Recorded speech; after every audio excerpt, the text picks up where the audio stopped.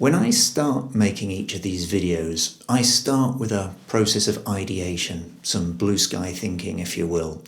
And then what I have to do is circle back and think about my core deliverables. And so that's when I start working up a PowerPoint deck. And then moving forwards, I generally like to work to a hard stop at the close of play. What are all these phrases I'm using? Close of play, a hard stop, ideation, blue sky thinking. Well, we've got a word in English to describe this sort of language. J is for jargon. J is for jargon. Now, there are two different definitions of jargon that we use typically in the English language, and I'm going to start with the first of them. Jargon, 1. Noun, technical language used to describe terms specific to a particular field. We wouldn't expect a heart surgeon to use the same language to describe a heart as the rest of us. You wouldn't expect to hear a heart surgeon saying, I'm going to cut around the big bit, avoiding the little tube and the squishy soft bit. Now, clearly they're going to use jargon, technical language. We even have our own jargon when describing the English language. So let's take this sentence, for example. The process of converting a verb into a noun by adding a suffix is called nominalization. And there we've got a number of elements of jargon in that sentence. Verb and noun, which are quite commonly used elements of jargon, but then we've also got suffix, which describes the end of a word, and nominalization, which is described by the sentence itself. So to give you an example, we could take the verb act and turn it into the noun action by adding the suffix ion, shun, and this whole process is called nominalization. I'll give you another example of jargon in use. When recording audio for YouTube, I generally use a high-pass filter and add some low-ratio compression to the signal chain. Now, for those of us who record audio for YouTube videos, these terms are actually quite useful because it allows us to express something quite quickly that common language wouldn't. However, there's another definition of jargon which is altogether more interesting. Jargon, second definition, noun. Language characterized by unnecessarily complicated syntax and vocabulary. Now, this is the jargon that I was using at the beginning of this video. This second definition of jargon also has some very close synonyms. We've got management speak, business speak, and corporate lingo. It's a funny thing, but most people claim not to like jargon and management speak when they're working in an office. And yet, jargon seems ever more popular and more people seem to be using it. So something here isn't quite right. If we hate jargon, but at the same time we use it, what's going on? Well, I'm not sure I can answer that question, but what I can do is give you 13 examples of jargon that you're likely to hear in English-speaking offices so that you can at least understand what's going on. And then you can decide whether you actually want to use it yourself or not. Okay, let's dive in. Champion, verb. Daniel from marketing is going to champion the product launch. Now, normally when you see or hear the word champion, it's a noun. Rafa Nadal is a tennis champion. But here it's been converted into a verb. So I could say, for example, that Greta Thunberg champions the green agenda. She kind of leads the green agenda.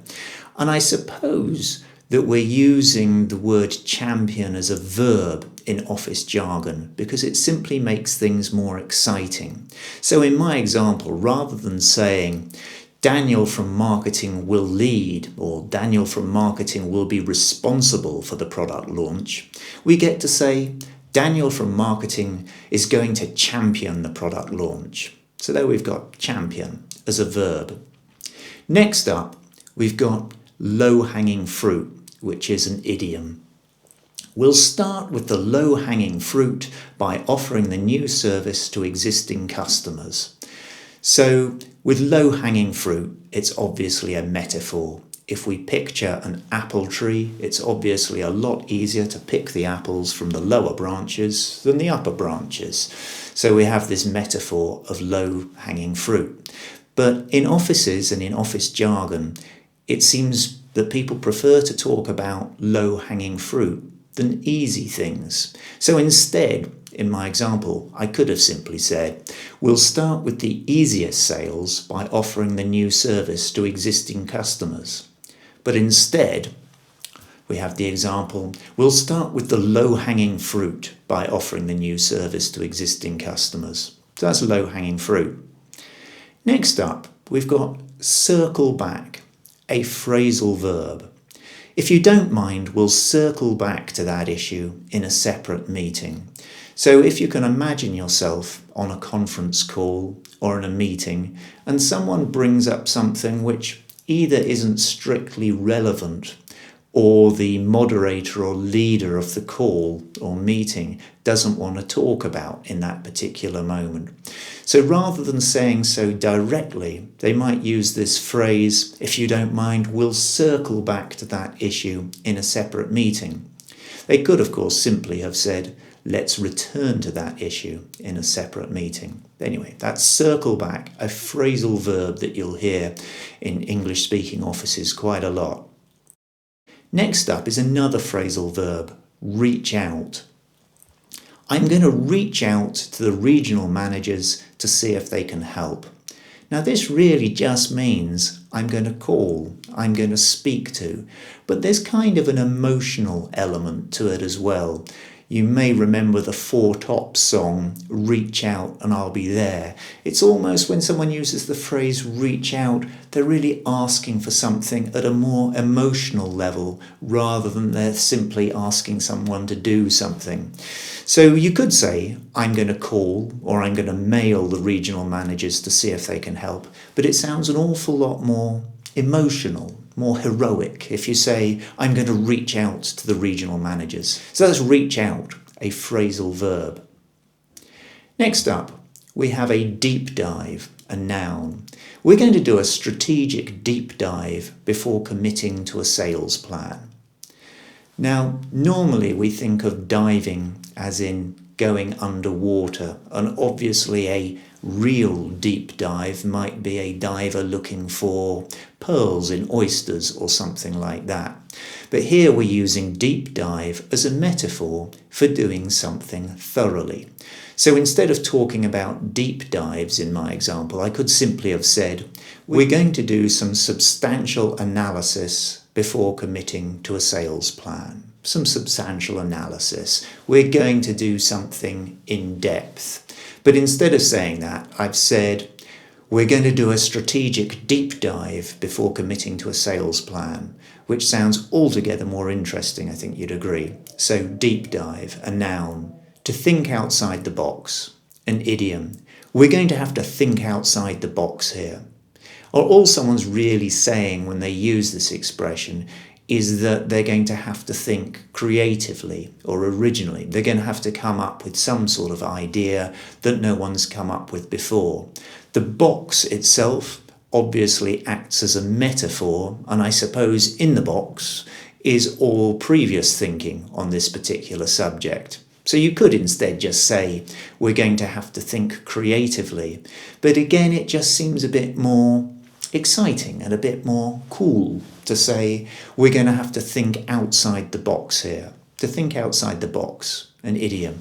Blue sky thinking, noun phrase, as in, we need some blue sky thinking on this project. Now, as an expression, it is very closely related to thinking outside the box. When we have a blue sky, we have a clear sky. There is nothing to impede our view. So everything, metaphorically at least, is possible. Now, in this context, someone could have said instead, we need to develop an original solution on this project. But maybe that actually sounded a little bit too scary. So instead, we prefer to talk about blue sky thinking instead. Blue sky thinking, a noun phrase.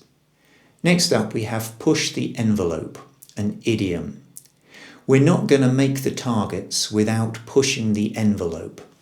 Now, the envelope that we're talking about here, metaphorically at least, is not the envelope in which you would put a letter.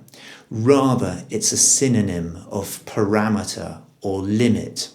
And back in the 1950s, when the Americans were testing early jet fighters and pushing the very limits of their performance and breaking the sound barrier, the pilots used to talk about pushing the envelope. And so that's what we do in modern English-speaking offices. We're not going to make the targets without pushing the envelope.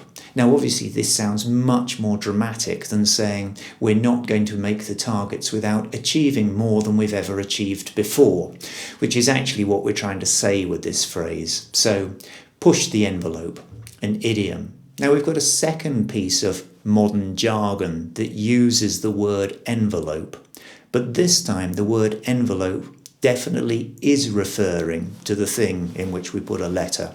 So we've got a back of an envelope calculation, an idiom.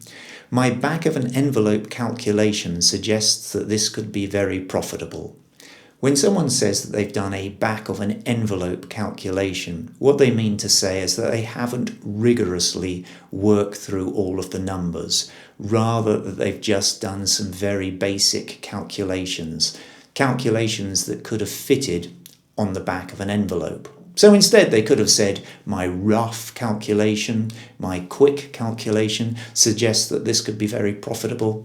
But again, it's sort of a little bit more interesting to say, my back of an envelope calculation suggests that this could be very profitable. Back of an envelope calculation, an idiom. Next up is a phrasal verb, to take something offline, to take something offline. That's an interesting point, John, but let's take it offline for now. People use this expression, let's take this offline, when they don't want to talk about something in a given moment, in a given situation. And I have a feeling that they might use the expression because it sounds a little bit softer than saying directly to someone that they don't want to talk about a particular issue in that given moment. So you could say, that's an interesting point, John, but let's talk about it another time. However, increasingly you'll hear people take things offline. That's an interesting point, John, but let's take it offline for now. To take something offline, a phrasal verb. Now, my last three examples tend all to be used in the negative, things that we probably want to avoid doing. And my first is reinvent the wheel, an idiom. So someone might say something like this: I want you to streamline the sales process, but I don't want you to go and reinvent the wheel. Obviously, the wheel already exists. It cannot be reinvented. And people, when they use this expression, are saying that they don't want other people to waste time redoing work that has already been done. In this example, I could have said, I want you to streamline the sales process, but I want you to keep the parts that work. However, as a phrase overall, I want you to keep the parts that work sounds a little boring, doesn't it? And so it sounds more interesting to say, but I don't want you to reinvent the wheel. I want you to streamline the sales process, but I don't want you to go and reinvent the wheel. So there we have reinvent the wheel, an idiom. To boil the ocean, an idiom, something we want to avoid doing. Let's not boil the ocean by going through all the data. Let's just focus on the summary. So we have a metaphor here of boiling the water in the ocean, and obviously this would be a technical impossibility. And we use the phrase to say that doing something would be unnecessarily difficult or time-consuming. So in this example, rather than going through all the boring data in this report that we're looking at, we're just going to take a look at the management summary. So instead of using the expression to boil the ocean, we could simply have said, let's not make this difficult by going through all the data. Let's just focus on the summary. But instead we said, let's not boil the ocean by going through all the data. Let's just focus on the summary. To boil the ocean, an idiom. I'm going to finish with rocket science, a noun. And normally it's not rocket science. This sector isn't rocket science. We just need to sell our stock for more than the purchase price. And when we talk about rocket science, we're simply referring to something that is very complicated. So when we say it's not rocket science, and we always use this phrase in the negative, it's not rocket science, we're saying that it's very straightforward and it's simple. This sector isn't complicated, we could say instead. We just need to sell our stock for more than the purchase price. But rather than saying it's not complicated, or it's straightforward, or it's simple, we prefer to say it's not rocket science. We just need to sell our stock for more than the purchase price. Rocket science, a noun. So those were 13 examples of jargon that you're likely to hear in English-speaking offices today. Why we use jargon, I can't know for sure, but my best guess is that it makes slightly boring and dull jobs a little bit more interesting. So rather than talking about things being simple, we say it's not rocket science. Rather than saying something's overly complicated, we say let's not boil the ocean. When we want to say we need to go further than we've gone before, we say we need to push the envelope. All of these phrases just add a little bit more colour and interest to people's lives. So even though on one level, I guess they're a little bit silly, they're a little bit over the top and unnecessary, I don't think we should punish people for wanting to make their day-to-day working lives just a little bit more enjoyable. Catch you on the next one.